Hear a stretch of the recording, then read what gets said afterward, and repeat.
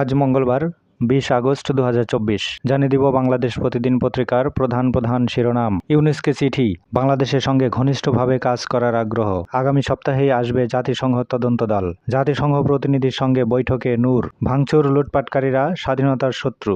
ঋণ খেলাপের ঝুঁকিতে ব্যবসায়ীরা। হাইকোর্টের রুল, সংবিধানের ৫৫ সংশোধনী কেন সাংঘর্ষিক নয়। কোনো গোলযোগে বিএনপি নেতাকর্মীরা জড়িত নয়, বললেন ফখরুল। ব্যাংকে দুর্বৃত্তায়ন বন্ধ করতে হবে, জবাবদিহির দুয়ার খুলে দিতে হবে। সমাধানে গভর্নরের সঙ্গে বৈঠক, মাহবুবুল আলম। পাচার টাকা ফেরাতে ইইউ এর সহযোগিতা চায় বিএনপি। গণমাধ্যমে সন্ত্রাসী হামলা, ইস্ট ওয়েস্ট মিডিয়া পরিদর্শনে সমন্বয় ও শিক্ষার্থীরা নিন্দা প্রতিবাদের ঝড়। সংস্কারে যতদিন দরকার ততদিন এই সরকার থাকুক, বললেন মান্না। সাবেক ৪১ মন্ত্রী এমপির বিরুদ্ধে তদন্তে দুদক। দীপুমণি জয় গ্রেফতার। নিয়োগ সিন্ডিকেটে শত কোটি টাকা। মেয়র, চেয়ারম্যান সহ ১৮৭৬ জন অপসারণ। এই ছিল দৈনিক বাংলাদেশ প্রতিদিন পত্রিকার প্রধান শিরোনাম।